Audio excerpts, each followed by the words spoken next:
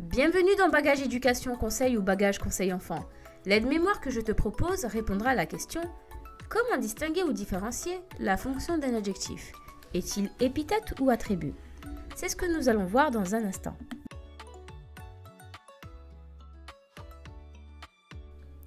Introduction. L'adjectif qualificatif est un mot qui dit comment est le nom. Il donne des précisions, il exprime une caractéristique du nom ou du pronom auquel il se rapporte. Cela peut être une chose, un animal, une personne ou un lieu. L'adjectif qualificatif s'accorde en genre et en nombre avec ce nom ou ce pronom. Il est placé avant ou après ce nom. Il peut être lié ou détaché, soit par une virgule ou séparé du nom. Exemple, lié comme « les pommes rouges sont dans la corbeille ». Il peut être détaché comme par exemple « fatigué, le cheval se repose dans son box ». L'adjectif peut avoir deux fonctions dans la phrase. Il peut être épithète ou attribut. Nous allons voir dans cette courte vidéo comment distinguer l'un et l'autre.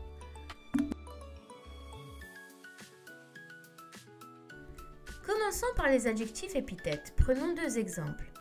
L'enfant joyeux joue. La fonction de l'adjectif joyeux est épithète. Il est épithète du nom l'enfant. Il est épithète car on peut supprimer l'adjectif. L'enfant joue. Ça a du sens. On peut aussi remplacer l'adjectif joyeux par un autre adjectif. L'enfant enjoué joue. L'enfant jovial joue. L'enfant radieux joue. Ça a du sens. Deuxième exemple. Le malheureux tigre se repose sous un arbre. On commence par repérer l'adjectif. Il est lié et placé avant le nom.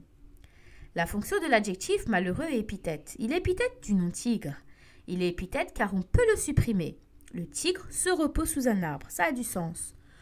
On peut aussi remplacer malheureux, l'adjectif malheureux, par un autre adjectif. Triste, vieux, dangereux, courageux, vaillant. Exemple. Le vaillant tigre se repose sous un arbre. Le dangereux tigre se repose sous un arbre. Etc. Ça a du sens. Retenons que pour l'adjectif épithète, il peut être supprimé ou il peut être remplacé.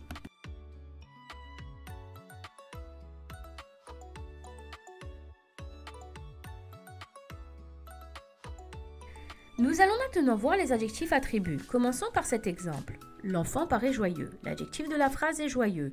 Dans ce cas, joyeux n'est pas lié mais détaché. Il apparaît après un verbe, paraît. Il s'agit du verbe paraître qui est un verbe d'état. C'est un adjectif attribut et non épithète. Il est attribut du nom l'enfant. Il est attribut car on ne peut pas le supprimer. La phrase n'a pas de sens si on le supprime. L'enfant paraît.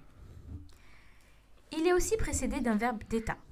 Second exemple, le tigre semble malheureux. Ici, dans cette situation, l'adjectif est détaché. Il n'est pas lié comme tu peux le voir. Il est placé après le verbe d'état semble. Il est attribut du nom le tigre. Sa fonction est attribut et non épithète car on ne peut pas le supprimer. Le tigre semble. Ça n'a pas de sens. Il est bien précédé d'un verbe d'état.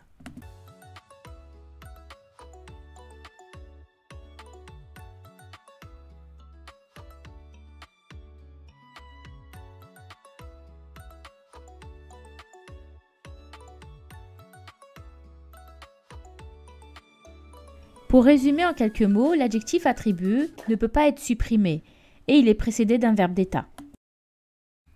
On résume en quelques mots. Pour reconnaître la fonction d'un adjectif, s'il est adjectif épithète ou attribut, on observe ces points. L'adjectif épithète peut être supprimé, il peut être remplacé.